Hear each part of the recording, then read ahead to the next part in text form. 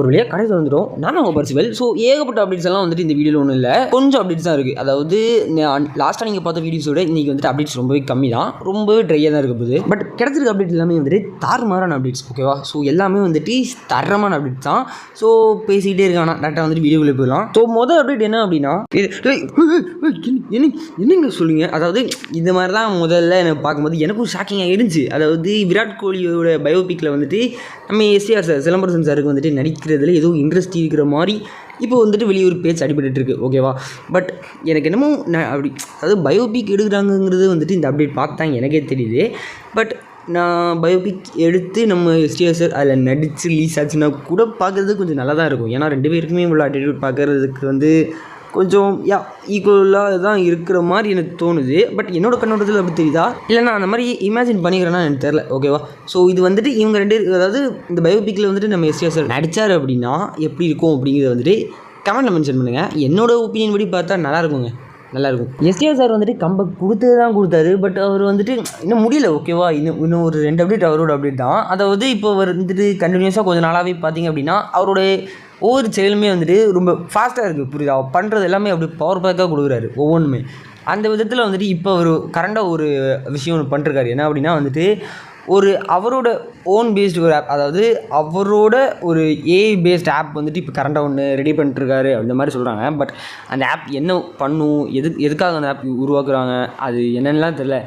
AI paste app ஒன்று நாங்கள் வந்துட்டு இப்போ கரண்டாக அதில் ஒரு ஒர்க் பண்ணிருக்கோம். இன்னும் கொஞ்ச நாள்லேயே வந்துட்டு நாங்கள் அதை ரிலீஸும் பண்ணிடுவோம் அந்த மாதிரி சொல்லியிருக்காங்க. பட் இவருக்கும் அந்த ஏஐ பேஸ்ட் ஆப்புக்கும் வந்துட்டு என்ன சம்மந்தப்படுத்தி அதை ரிலீஸ் பண்ண போகிறாங்க. அவருக்கு வந்துட்டு ஓகே ஏதோ பண்ணுறாரு. ஓகேவா? சினிமாவும் தள்ளி ஏதோ பண்ணுறதுக்கு ட்ரை பண்ணுறாரு. ஏதோ நல்லா இருந்தால் சரி. அது மட்டும் இல்லை, தக்லீஃப் படத்தோட ட்ரெய்லர் நேரத்தில் ரிலீஸ் ஆயிடுச்சு. நீங்கள் பார்த்தீங்க அப்படின்னா கமெண்ட் எப்படி இருக்குன்னு சொல்லுங்கள். நான் அதை பற்றி வந்துட்டு ஒரு வீடியோ மேக் பண்ணணும்னு நினச்சிருக்கேன். டைம் கிடச்சி அப்படின்னா நான் வந்துட்டு அதுக்கான வீடியோ மேக் பண்ணி நான் போடுறேன். ஸோ பார்த்தவங்கலாம் அந்த ட்ரெய்லர் எப்படி இருந்துன்னு சொல்லுங்கள். But each and every frame வந்துட்டு பார்த்தீங்கன்னா பக்காவாக செதுக்கிருக்காங்க. இன்னும் யாருமே வந்துட்டு போய் செக் அவுட் பண்ணி பார்க்கல அப்படின்னா யூடியூப்பில் அண்ட் எல்லா சோஷியல் மீடியாவிலும் வந்துட்டு அதை ஆல்ரெடி அப்லோட் பண்ணிட்டாங்க. போய் செக் பண்ணி பாருங்கள் அண்ட் செக் பண்ணி கமெண்ட் மென்ஷன் பண்ணுங்கள் எப்படி இருக்குது அப்படின்னு. நம்ம அடுத்த அப்டேட் போவோம். என்னங்க நடக்குதுங்க. அதாவது இந்த மாதிரி சம்பவம்லாம் வந்துட்டு இது வரைக்கும் நடந்ததே இல்லை. ஓகேவா? நடந்திருக்கு, அது ரொம்ப வருஷத்துக்கு முன்னாடி. பட் இந்த ஜென்ரேஷனுக்கு வந்துட்டு இந்த மாதிரி ஒரு சடன் சர்ப்ரைஸாக கொடுக்குறது வந்துட்டு நல்லது தான். ஏன்னா ட்ரை பண்ணுறாங்கல்ல, ட்ரை பண்ணாமல் யாரும் இல்லைல்ல. ஸோ என்ன விஷயம் அப்படின்னா இப்போ கரண்டாக வந்துட்டு நம்ம நெல்சன் டேரக்ஷனில் வந்துட்டு ஜெயிலர் 2 வந்துட்டு இப்போ கரண்ட் ப்ராக்ரஸில் இருக்குது. ஓகேவா? கரண்டாக வந்துட்டு ஷூட்டிங் எல்லாம் போய்கிட்டு இருக்குது. ஓகேவா? ஸோ இப்போ கூட ரீசெண்டாக நீங்கள் வந்துட்டு ஒரு சில ஷூட்டிங் ஸ்பாட் வீடியோஸ்லாம் பார்த்துருப்பீங்க. இந்த கேரளா சைடில் வந்துட்டு ஷூட்டிங் போயிட்டுருக்கிறதா கொஞ்சம் நாளாக வந்துட்டு ஒரு ரூமர் ஸ்ப்ரெட் ஆகிட்டு இருந்து. அண்ட் அதோட பிஹைண்ட் த சீன்ஸ், அதாவது அந்த ஊர் மக்கள் எடுத்து போட்டிருந்த வீடியோலாம் கூட வந்துச்சு. ஓகேவா? ஸோ அது வந்து நான் இப்போ சும்மா சொல்கிறேன். ஓகேவா? பட் அப்டேட் அது கிடையாது. அப்டேட் என்ன அப்படின்னா, நம்மளோட ஷாருக்கான் இருக்காரு தெரியுமா, அவர் வந்துட்டு ஜெயிலர் 2 படத்தில் வந்துட்டு ஒரு கேமியோ கொடுக்க போகிறதா இப்போ ரூமர் ஸ்ப்ரெட் ஆகிருக்கு. ஓகேவா? எந்த ஒரு அஃபிஷியல் கன்ஃபர்மேஷனுமே வந்துட்டு இப்போ வரைக்கும் வரல. ஸோ அதையும் நான் இதில் வந்துட்டு மென்ஷன் பண்ணிக்கிறேன். பட் இதே போல் தான் வந்துட்டு ஜெயிலர் 1லேயும் வந்துட்டு 2-3 கேமியோஸ் எல்லாம் வந்துச்சு. ஓகேவா? மோகன்லால் எல்லாம் வந்துட்டு ஒரு ஸ்பெஷல் அப்பியரன்ஸ் வந்திருந்தாங்க. பட் அதெல்லாம் வந்துட்டு முதல்ல ஸ்டார்டிங்கில் ரூமராக இருந்து 2வது தான் வந்துட்டு அதுக்கு ஆக்சுவலாக வந்துட்டு கடைசியில் அவங்க வந்துட்டு அப்டேட் எதுவும் கொடுக்கல இந்த மாதிரி வருவாங்க அப்படின்னு. பட் கடைசியில் படத்தில் பார்த்தீங்க அப்படின்னா அவங்க எல்லாம் வந்துட்டு தரமாக வந்துட்டு ஒரு தரமான சம்பவத்தை கொண்டு போயிருப்பாங்க. அண்ட் அதே போல் இப்போ ஷாருக் கானும் வந்துட்டார் அப்படின்னு வைங்களாம்.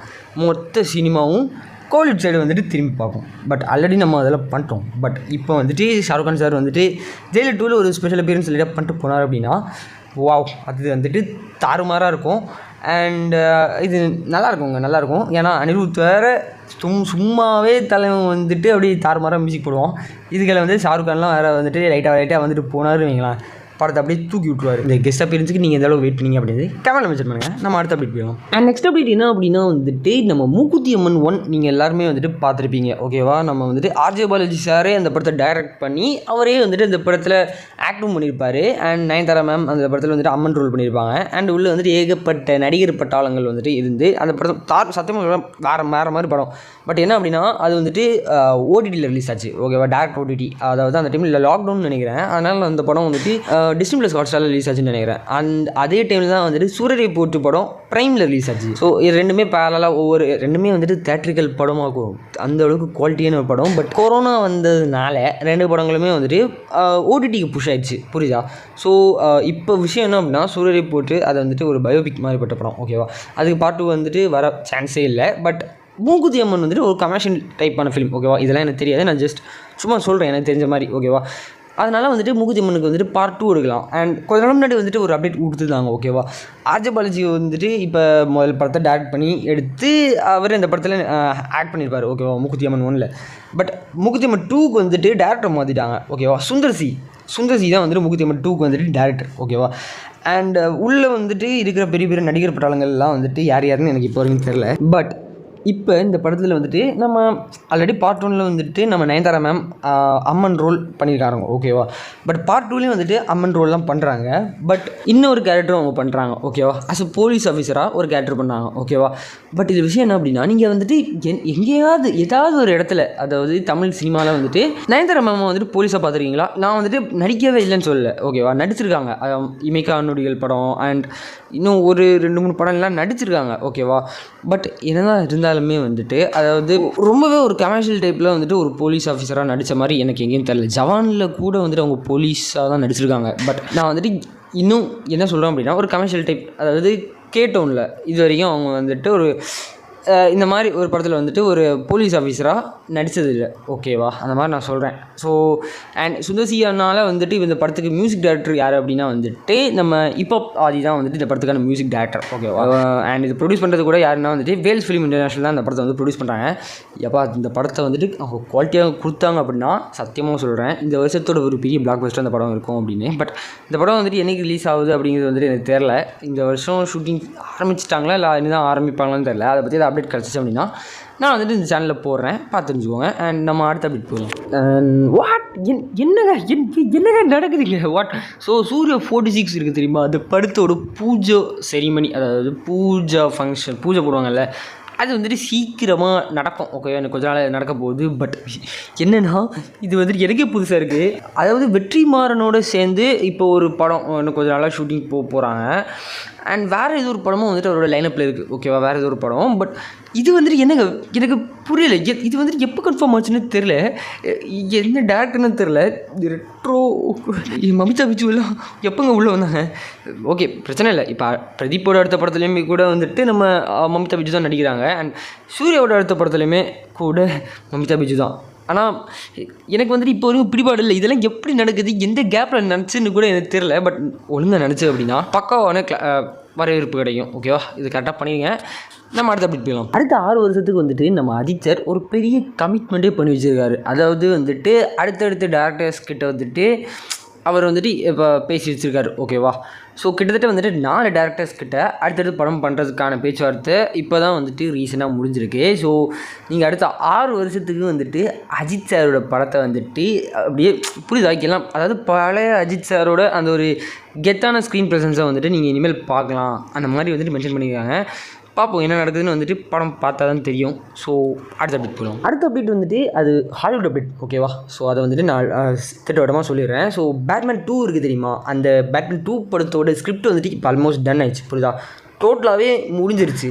அண்ட் அது மட்டும் இல்லை, இப்போல்லாம் வர வந்துட்டு பேட்மேன் அப்படிங்கிற அந்த கான்செப்ட் வந்துட்டு ரொம்பவே ஸ்ட்ராங் ஆகிடுச்சு, புரியுதா. எல்லாருக்குமே வந்துட்டு இப்போ இந்த பேட்மேன் அப்படிங்கிற கான்செப்ட் வந்து பிடிச்சி அது வந்துட்டு எல்லாருக்குமே அது வந்துட்டு எப்படி சொல்லுவேன், நான் தான் பேட்மேன் அந்த மாதிரி ரொம்பவே ட்ரெண்டாக போய்கிட்டு இருக்காது. அந்த வகையில் இப்போ நீங்கள் வந்துட்டு பேட்மேன் 1 பார்த்துருந்தீங்க அப்படின்னா வந்துட்டு கூட தெரிஞ்சிருக்கும். அண்ட் பழைய பேட்மேன்லாம் வந்துட்டு பழைய டிசியூ, இப்போ வந்துட்டு புதுசாக டிசி வந்துட்டு ரீபூட் பண்ணிடுவாங்க. ஜேம்ஸ் கன்னா வந்துட்டு அது ஹெட்டாக வேறு இருக்கார். மொதல் படம் வந்துட்டு சூப்பர்மேன், அதுக்கான ட்ரெயிலரையும் வந்துட்டு இப்போ விட்டாங்க. பட் இந்த பேட்மேன் வந்துட்டு இந்த புது டிசியூ, அதாவது ஜேம்ஸ் கன் சினிமாட்டிக் யூனிவர்ஸ் இருக்குது தெரியுமா, அதுக்குள்ளே புது டிசியூக்குள்ளே இந்த படம் வந்துட்டு மெர்ஜ் ஆகுமா அப்படின்னு வந்துட்டு எனக்கு தெரியலை, ஓகேவா. அது வந்துட்டு படம் ரிலீஸ் ஆனதுக்கப்புறமா தான் தெரியும். அண்ட் யாருமே இது வரைக்கும் வந்துட்டு அது இந்த புது டிசியூக்குள்ளே கனெக்ட் ஆகிற மாதிரி பேசி நான் எங்கேயும் கேட்கல. அது ஒரு வேளை எனக்கு அது வந்துட்டு தெரியாமல் கூட இருக்கலாம். உங்களுக்கு தெரிஞ்சிச்சு அப்படின்னா கமெண்ட் மென்ஷன் பண்ணுங்கள், நான் அதை வச்சு தெரிஞ்சுக்கிறேன். ஸோ நம்ம அடுத்த அப்டேட், கேம் ஆஃப் த்ரோன்ஸ் அந்த சீரிஸ் வந்துட்டு நீங்கள் எல்லோரும் பார்த்துருக்கலாம், பார்க்காம கூட இருந்திருக்கலாம். கிட்டத்தட்ட 8 சீசன் கிட்டே இருக்குது, ஓகே. 8 சீசன் தான் நினைக்கிறேன். ஸோ இப்போ வந்துட்டு அதோட அந்த சீரீஸோட ஒரு டச்சில் இருக்க ஒரு சீரீஸ் தான் வந்துட்டு நைட் ஆஃப் த 7 கிங்டம்ஸ், ஓகேவா. இது வந்துட்டு ப்ரீக்வலா இல்லை வந்துட்டு இது நடக்க போகிறதா இல்லை ப்ரெசெண்டான்னு வந்துட்டு எனக்கு தெரியல, ஓகேவா. இது என்ன மாதிரி கான்செப்டில் அவங்க எடுக்க போகிறாங்கன்னு தெரில. ஏன்னா நான் வந்துட்டு அந்தளவுக்கு அந்த சீரீஸில் டச் கிடையாது எனக்கு. ஸோ 2025 தான் அந்த சீரீஸ் ரிலீஸ் ஆக தான் இருந்துச்சு. பட் இப்போ வந்துட்டு இதை டிலே பண்ணியிருக்காங்கன்னு சொல்கிறாங்க. பட் டிலேடுன்னு மட்டும் தான் சொல்லியிருக்காங்க. எப்போ டிலே ஆகுது, எப்போ ரிலீஸ் ஆச்சு, அந்த டிலே எப்போ ரிலீஸ் ஆக போகுதுங்கிறது வந்துட்டு இன்னும் கன்ஃபார்ம் இல்லை. அண்ட் இதை தொடர்ந்து வந்துட்டு house of dragon season 3 or 2 or 3 தான் நான் நினைக்கிறேன். அதுவும் வந்துட்டு இன்னும் கொஞ்ச நாள் ரிலீஸ் ஆகும்.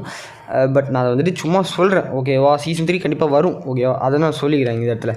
ஸோ அவ்வளோதான் நான் வந்துட்டு இன்றைக்கான அப்டேட்ஸ். ஒரு வழியாக வந்துட்டு கடையை மூடுறதுக்கான டைம் வச்சு நான் உங்கள் பார்சிபிள். இனிமேல் ஏதாவது அப்டேட்ஸ் தான் வந்துச்சு அப்படின்னா நம்ம கடையில் நான் போகிறேன், ஓகேவா. டாடா.